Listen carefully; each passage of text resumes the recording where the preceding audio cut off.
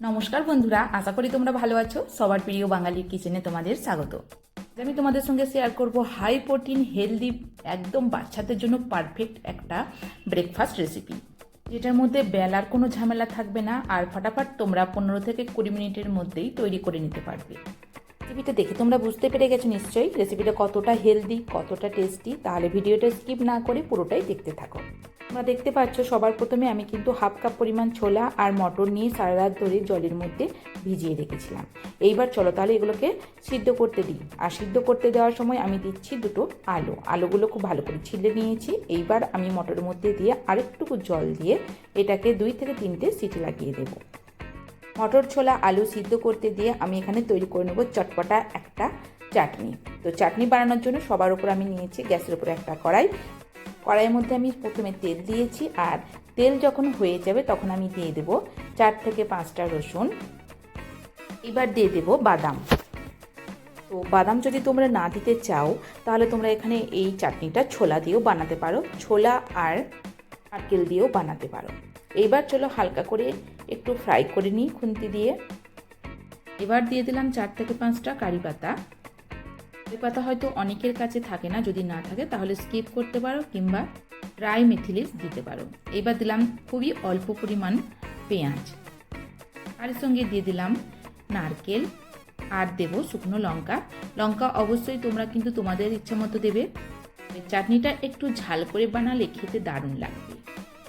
তো উপকরণগুলো ফ্রাই হয়ে গেছে, গ্যাসটা বন্ধ করে দেবো, এটা ঠান্ডা হতে দেবো। এদিকে দেখো আলু ছোলা মটর আমার সিদ্ধ হয়ে গেছে, জলটা আমি ঝরিয়ে নিয়েছি। আর মটরগুলো তোমরা দেখতে পাচ্ছ কত সুন্দর সিদ্ধ হয়েছে। এইবার চলো তাহলে একটা বড় মাপের পাত্রের মধ্যে সবকটা আলু আর মটর ছোলা ঢেলে নিই। তো প্রথমে আমি কিন্তু আলুগুলো দেখো তুলে নিলাম। এইবার যে মটর আর ছোলা আছে এটাকে এইভাবে গ্লাস দিয়ে ভেঙে নেব। যদি তোমরা চাও তাহলে মিক্সার গ্রাইন্ডার জারের মধ্যেও তোমরা গ্রাইন্ড করে নিতে পারো, তবে জল না দিয়ে। ঠিক এইভাবে ছোলা মটরকে পিষে নেওয়ার পর আমি দিয়ে দেবো আলুগুলো, আর আলুগুলো এইভাবে আমি ম্যাশ করে নেব। এইরকম হাই প্রোটিন রেসিপি কেবলমাত্র তুমি বাড়িতেই তৈরি করতে পারবে, বাইরেতে কিন্তু এইরকম রেসিপি পাওয়া যাবে না। বাচ্চাদের জন্য বাইরে খাবার অ্যাভয়েড করতে মায়েদেরকে অনেক অনেক নতুন জিনিস তৈরি করতে হয়। এরকম একটা রেসিপি বাচ্চারা চেটে মুটে খেয়ে নেবে। এবার দিয়ে দিলাম এর মধ্যে ধনে পাতা, এবার দিয়ে দেবো পেঁয়াজ পাতা, এবার দিয়ে দিচ্ছি হাফ চা চামচ লাল লঙ্কার পাউডার। তোমরা চাইলে এখানে কাঁচা লঙ্কা ব্যবহার করতে পারো ছোটো ছোটো পিস করে কেটে। এইবার দিয়ে দিলাম হাফ চা চামচ হলুদ পাউডার, হাফ চা চামচ কাশ্মীরি লাল লঙ্কার পাউডার, কিছুটা পরিমাণ জিরা পাউডার আর কিছুটা পরিমাণে ধনিয়া পাউডার।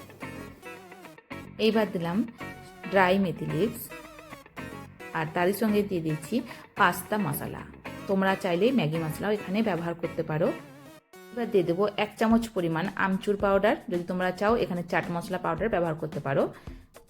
আর দিলাম স্বাদ মতো লবণ। সমস্ত উপকরণ দেওয়ার পর আর একবার ভালো করে এইভাবে মাখিয়ে নিতে হবে।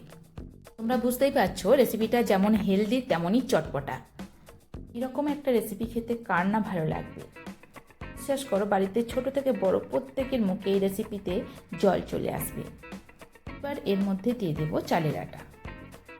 বড় চামচে ভরে 2 চামচ আমি চালের আটা এখানে দিয়ে দেব।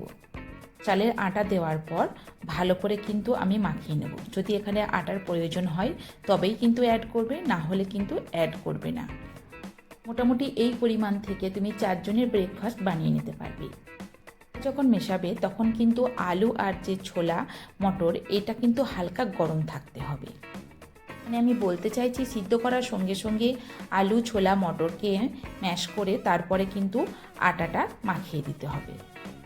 তো ডোটা বানানোর জন্য খুবই শুকনো লাগছিল এটা, তো আমি কিন্তু দেখো 1 টেবিল স্পুন পরিমাণ জল অ্যাড করেছি এখানে।